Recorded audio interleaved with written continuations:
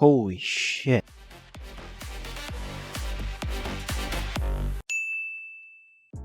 Everyone knows the graphics card market is a crazy place right now. These prices hopefully won't be the same forever, but for right now, finding the best deal is all you can really do. MSRPs are a thing of the past, with all these graphics cards getting scalped, and even some of these manufacturers scalping you as well, by upcharging their cards to way past what their original MSRP suggested by Nvidia or AMD is. You don't have many options. It's either you enter the Newegg Shuffle or sit outside your local micro center for hours on end, or hopefully just get lucky when one drops. Today we'll be looking at every modern graphics card from what their prices are now, and maybe why an older used graphics card might just be a better option for you.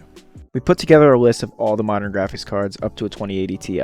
In this list we have the eBay price as well as the TimeSpy score. This gives us a good understanding of what cards are a good deal and what cards are not. Before you buy any used graphics card, make sure you read the description and make sure your seller has a return policy. These graphics cards are extremely fragile. If packed unsecurely, you can easily be left with a paperweight. You also need to make sure the GPU is not being sold for parts. If the price is a lot lower than all its surroundings, it's most likely broken and the seller is just trying to get something for his brick of a GPU. All the prices for these graphics cards are based on the current scalped price on eBay, as well as being ranked by their TimeSpy performance. Not every version of a graphics card is treated the same, so the score you see could be approximate. You might see a slight variation in your graphics card than someone else, depending on model, airflow, and which parts you pair it with. The availability of cards has a lot to do with the price of it. Some bad cards are really expensive just for the sole reason that there's not too many of them. Another reason a card might be overpriced is how good it mines. If it mines really good, it's normally going to be way more expensive. But we're not doing this for mining, we're doing this for gaming. With all that out of the way, let's start on the budget side of the graphics cards. We have the RX 580. It's a great graphics card for the $250 price tag. The 4GB model is a no-brainer compared to its 8GB counterpart, which goes for $150 more.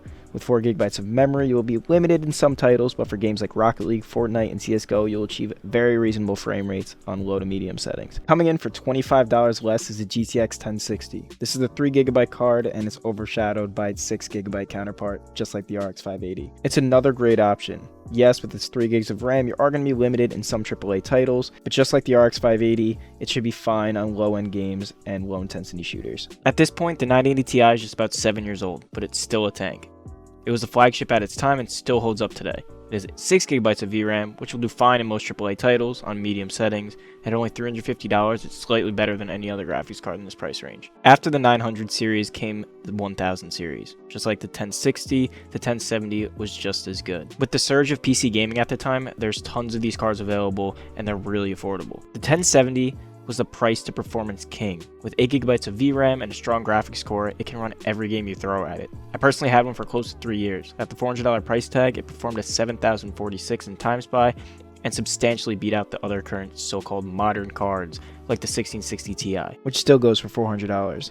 After the 1070 came the 1080, achieving a 7671. It's almost a steal at $450. It can achieve high to max settings in most titles and is more than capable of 1440p performance. Although it's still limited by 8GB of RAM, that should be more than plenty in modern titles, and that's why it's my favorite card out of this whole list. If you're looking to spend more than $450 on a graphics card, the 6600 XT might just surprise you. Although AMD hasn't been known for their budget-friendly graphics cards right now, they do have one thing Nvidia doesn't: cards in stock.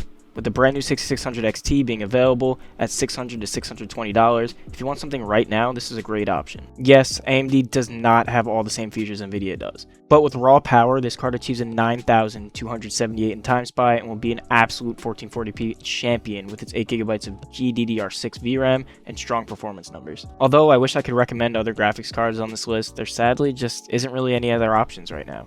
Nvidia is out of stock everywhere, and with the small drops on Newegg Shuffle and Amazon, getting a card right now is sadly just luck. When buying older graphics cards, there is some drawbacks, like DLSS performance or which DisplayPort or HDMI port it has. Linked below is a helpful guide made on Tom's Hardware to see what each version of HDMI and DisplayPort can support. So if you have at least a 1080p panel and you want around 240Hz, you're going to want a graphics card that supports at least HDMI 2.0 or DisplayPort 1.2.